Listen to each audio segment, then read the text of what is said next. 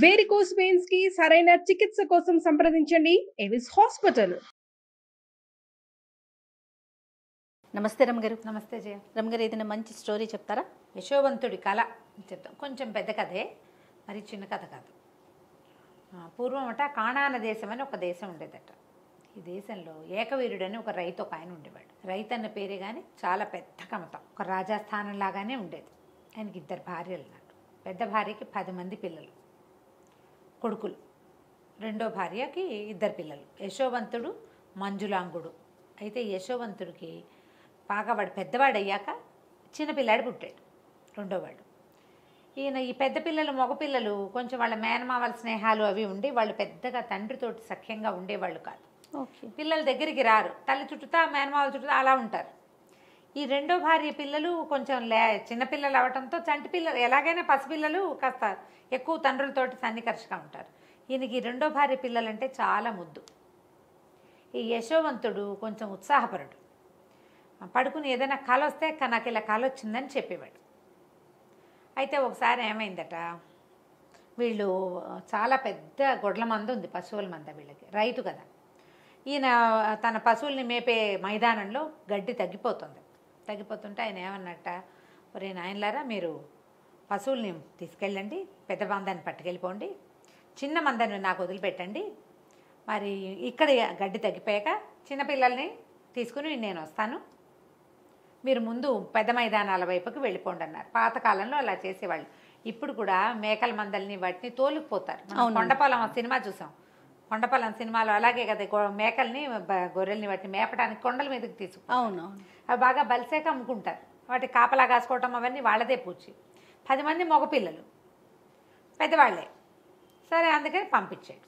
పంపిస్తే ఏమైంది, చిన్నపిల్లలిద్దరూ ఇంటి దగ్గర ఉన్నారు. ఈ యశోవంతుడికి ఒక 16 ఏళ్ళు ఉంటాయి, ఆఖరి వాడికి ఒక 4-5 ఏళ్ళు, ఆ మంజులాంగుడికి. అయితే యశోవంతుడు ఒకనాటి రాత్రి నిద్రపోతే వాడికి ఒక కల వచ్చింది.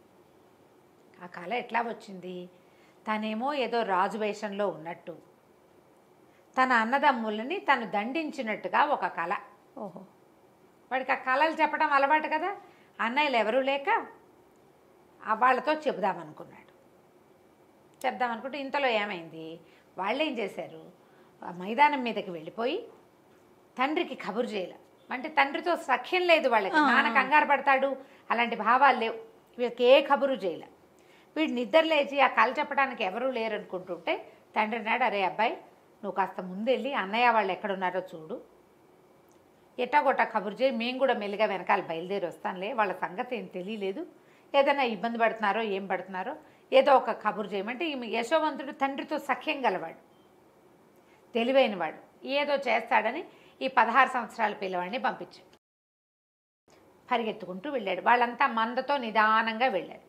వీడు మేఘాల మీద పరిగెత్తుకుంటూ పోయాడు. పై మైదానంలో అన్నయ్యల్ని కలుసుకునేసరికల్లా ఈ కనపడంగానే వాళ్ళు ఏమన్నారు, ఏంట్రా ఇంకో కళ చెప్పడానికి వచ్చావా అన్నారు.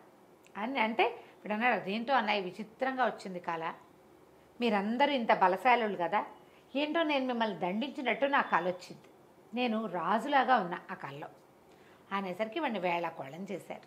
ఇంతకుముందు నీకు వచ్చిన కళలు నిజమైనాయి, కొత్తవన్నీ చెప్తావు అన్నాక వాళ్ళకి ఏమనిపించింది, వీడు కల్లో అయినా రాజు అయిపోవటం ఏమిటి, మన వెనకాల పుట్టినవాడు, కల్లో కూడా కాకూడదు. మన తమ్ముడు రాజు అయితే మనకు నచ్చుతుందా? పైగా సవతి మాత్సర్యం ఒకటి ఉంటుంది, ఇది ప్రధానమైంది. వాళ్ళు ఏమన్నారు, వీడి సంగతి చూడాలి, వీడిని ఎక్కడో చోట ఏదో ఒక జంతువుకి ఎరేసేస్తే వీటి రోగం కుదురుతుంది అనుకున్నారు. వీళ్ళందరూ కూడా ఇతని కంటే కాస్త కొద్దిగా పెద్దవాళ్ళు. వీడి వయసు వాడు ఒకడున్నాడు అందులో. వాళ్ళకి వీడు మన తమ్ముడు, వీడిని ఏమైనా చేస్తే నాన్నకి ఏం సమాధానం చెప్తాం, అయినా మనలో ఒకడిని లేదు అలా అనిపించాల. 2-3 వీడిని ఇక్కడే పాతేద్దాం అలా అనేసరికలు మిగిలిన వాళ్ళు ఒప్పేసుకున్నారు. ఒప్పేసుకుని వాడిని ఏం చేశారు, పట్టి తాడు పెట్టి ఈడుస్తూ తీసుకుపోయారు. ఎక్కడో చోట వదిలేయటాన్ని కట్టేసి ఈడ్చుకుపోతుంటే ఏమైంది, వీళ్ళకి ఎవరు కనిపించారు, ఆ దారిలో బానిసల్ని కొనుక్కునే ఒక వర్తకుల బిడారు వెళ్తారు.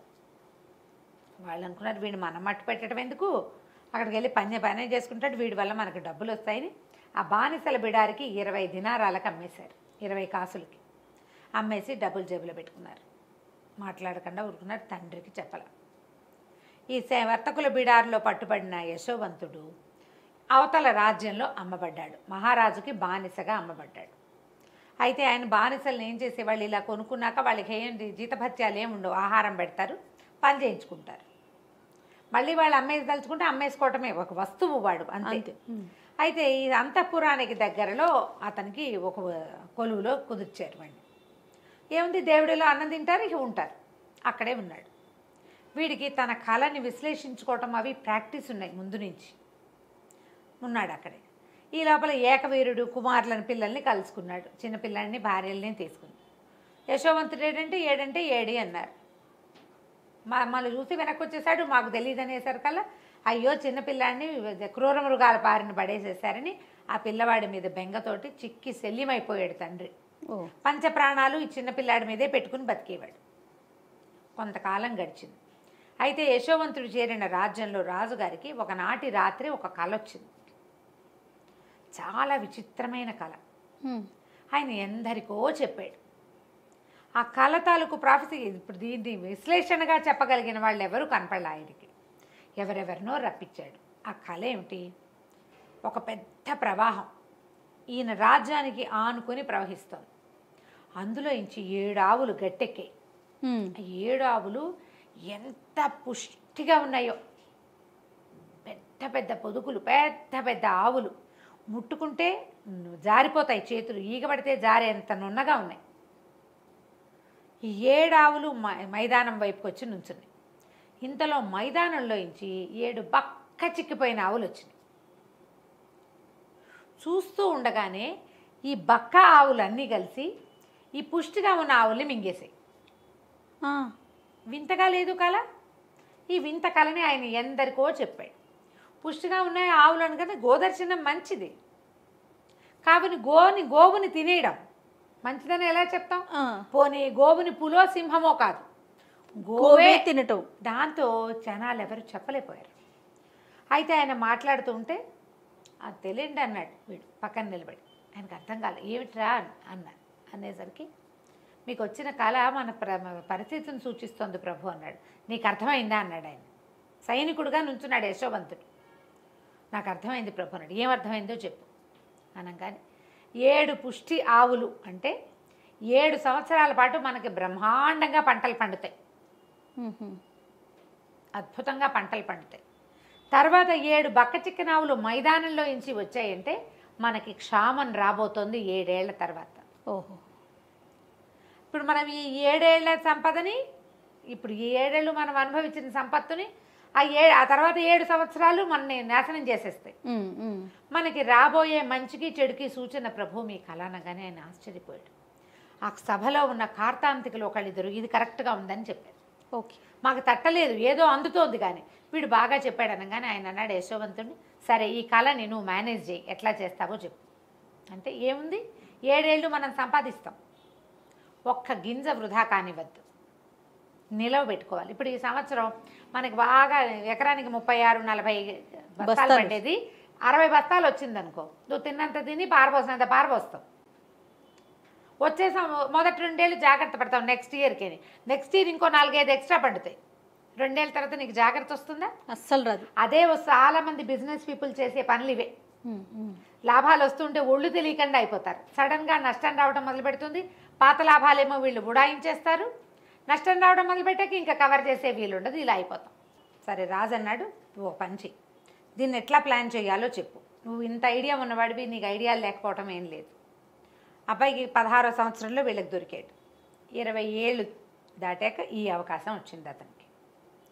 సరే ఏమైంది, ఇతను ఏం చెప్పాడంటే ఆ సంవత్సరం నుంచి ప్రజలు పండింది వాళ్ళకి అవసరమైంది ఉంచుకుని మిగిలిందంతా రాజుగారి ఖజానాకి గిడ్డంగులకి తరలించేసేయాలి. ఒక్క గింజ పారేయటానికి వీల్లేదు, ఒక గింజ పడేయకూడదు. మొత్తం గింజలన్నీ రాజుగారి గిడ్డంగులు, దానికోసం పెద్ద పెద్ద గోడౌన్లు తయారు చేయించాడు అతను. ఏటా ప్రజలు తమకు అవసరమైన ధాన్యాలు, విత్తనాలు, డబ్బు కూడా కావాల్సినంత ఉంచుకోవటం. ఇప్పుడు డబ్బు ఖజానాకు చేరిపోతుంది, ధాన్యాలు గిన్యాలు మొత్తం సమస్తం రాజుగారి గిడ్డంగులకి చేరిపోవాలి. మరుసటి సంవత్సరం పండిందంతా గిడ్డంగికి వచ్చేస్తుంది, నిరుటిది వాడుకుంటారు. ప్రతిసారి ఫ్రెష్దే ఉంటుంది, తెలివి చూడు. ప్రతిసారి ఫ్రెష్గా ఫ్రెష్గా ఉండాలి. ఉంటుంది. అంతేగాని 7 ఏళ్ల క్రితం నిలవబెట్టింది 7 ఏళ్ల తర్వాత అదేం పని చేస్తుంది? ఆ గింజ పని చేయదు, ఇంకా తప్పతాలు వచ్చేస్తాయి అందులో. అవునవును. ఈ నిలవబెట్టిందే మీరు వాడుకోవాలి తప్ప ఫ్రెష్ది మీ దగ్గర ఉండడానికి వీల్లేదు అని చెప్పి ఇక నిలవలు విపరీతమైన నిలవల్లోకి వచ్చేసారు వీళ్ళు. ఈ 7 ఏళ్ల తర్వాత పంటలు పండటం స్లో అయిపోయింది. ఈ మొత్తం ఈ దేశానికి చుట్టుపక్కల అన్ని దేశాలలోనూ కూడా క్షామం వచ్చేసింది. ప్రజలకు ఏ ఇబ్బంది లేదు, హాయిగా ఉంది వీళ్ళ దేశం. అయితే ఈ యశోవంతుడి ఒరిజినల్ దేశం ఉంది కదా, కానాన్ దేశం, అక్కడ కూడా వచ్చింది ఈ సమస్య. గింజలు లేని పరిస్థితి. ఓ 2 ఏళ్ళు 3 ఏళ్ళు మేనేజ్ చేశారు పాత గింజలతోటి. క్రమంగా పండకపోతుంటే నిరుడేశం గింజలు ఒక్క విత్తనం పైకి రాలేదు. ఇంకా తర్వాత ఏం చేస్తే ఏదో ఇన్ని వచ్చినాయి, అవి మళ్ళీ విత్తడానికే పనిచేస్తాయి, తినడానికి పనికిరావు, లేవు. దాంతో అన్ని దేశాలు చుట్టుపక్కల రాజ్యాల వాళ్ళంతా మాకు కూడా సహాయం చేయండి అని యశోవంతుడి దగ్గరికి రావడం మొదలెట్టారు. మోతాదుగా వాళ్ళకు కూడా సహాయం చేశాడు. పై దేశాల నుంచి సహాయం అర్థించే వాళ్ళు రావడం మొదలుపెట్టారు కొల్లలుగా. మనకు అక్కడ ఏకవీరుడు ఉన్నాడు, యశోవంతుడి తండ్రి. ఆయన ఏం చేశాడు, కుమారులకు చెప్పాడు, నాయన మీరు కూడా వెళ్ళి ఆ రాజుగారి దగ్గర నుంచి ఏమైనా కొన్ని విత్తనాలైనా పట్టండి, వాళ్ళ విత్తనాలు మూలుస్తాయి ఈ సంవత్సరం తినడానికి, తర్వాత మనం విత్తనాలకి మన విత్తనం మొలవటాల వాళ్ళది గట్టిగా ఉంది అనేసరికి వీళ్ళని 10 మంది అన్నయ్యలు సంచులు గుచ్చుకుని వెళ్ళారు. యశోవంతుడిని వాళ్ళు గుర్తుపట్టలేదు. అప్పుడు వాళ్ళు చూసేసరికి లేత నూగు మీసాలు రాని పిల్లవాడు. ఓకే. ఎంత వయసు వచ్చింది? 30 దాటిపోయినాయి అతనికి. ఎవరు అతన్ని గుర్తుపట్టల. తర్వాత ఏమో ఇతను గుర్తుపట్టేశాడు అన్నయ్యలు. ఓకే. అన్నయ్యలు ఎందుకంటే వీళ్ళలో పెద్దవాడు 24 ఏళ్ళ వాడు అప్పటికే. 24-26 ఏళ్ళు ఉన్నాయి. ఆ వయసు పిల్లలు ఏం పడతాయి మొహాలు. అన్నయ్యలు గుర్తుపట్టాడు. అక్కడి నుంచి మీరు వేరే దేశం వాళ్ళు కాబట్టి మేము మీకు ఇవ్వము అన్నట్టుగా మాట్లాడితే బతిమలాడారు. కాదండి, మేము ఇంచుమించు ప్రభువు మా తండ్రి మా ప్రాంతానికి, ఈ కానాన్ దేశానికి చాలా పెద్ద కమతం. మేము 12 మంది అన్నదమ్ములం, మేము ఇప్పుడు 10 మంది వచ్చాం. మాలో ఒకడు చిన్నప్పుడే క్రూర జంతువుల పాలై పడిపోయాడు. చిన్నపిల్లాడి మీద ప్రాణం పెట్టుకుని ఉంటున్నాడు మా నాన్న. మాకు ఇంకా వేరే దారి లేదు.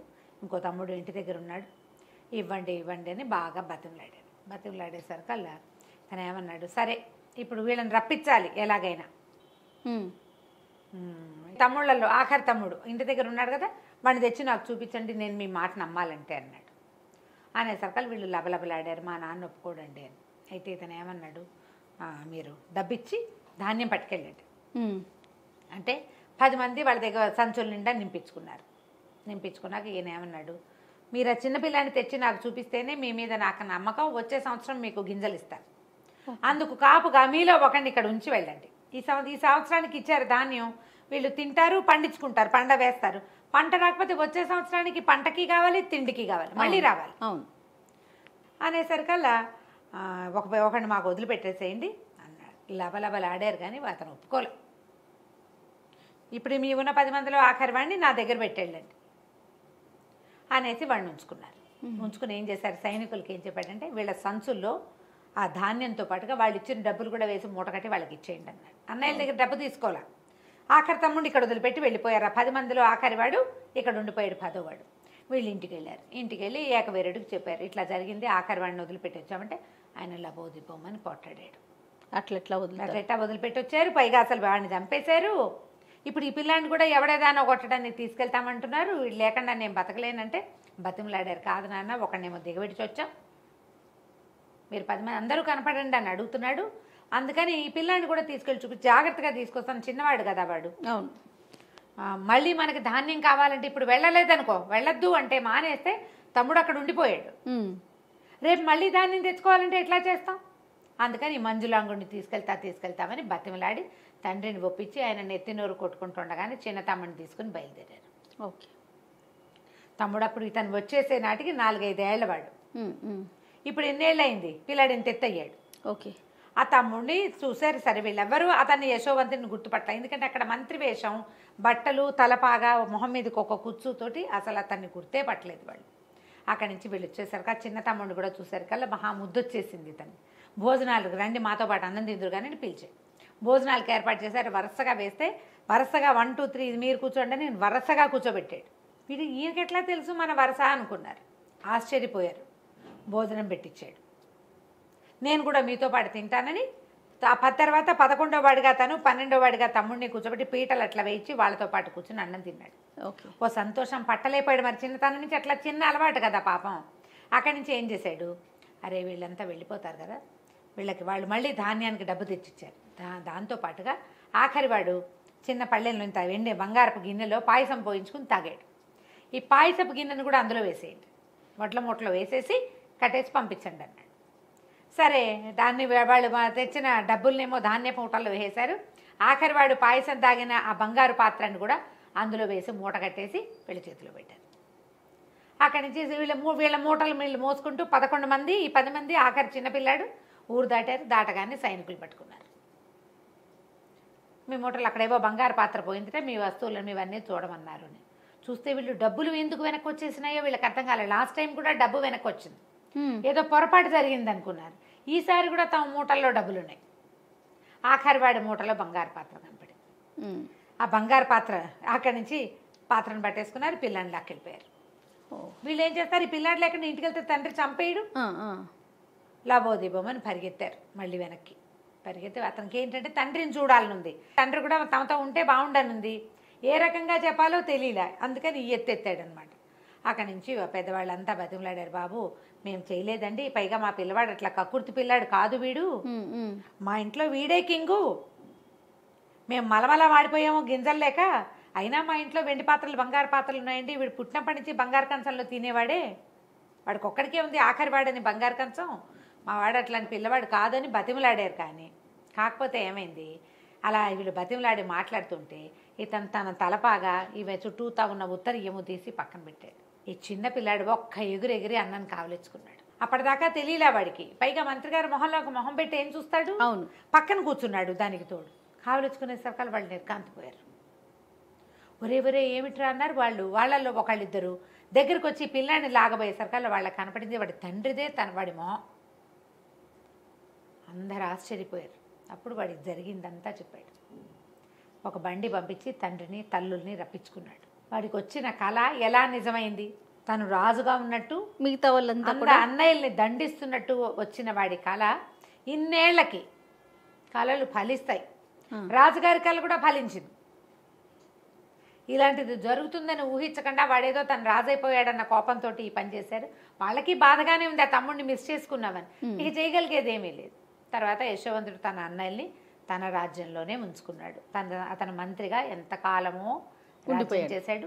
ఆ కానాను దేశంలో ఉన్న వీళ్ళ పొలాలన్నిటినీ కూడా తమే వెళ్ళి స్వాధీనం చేసుకున్నారు. సో కళలు ఫలిస్తాయని అనుకోవాలి. రైట్ రామగారు, నమస్తే.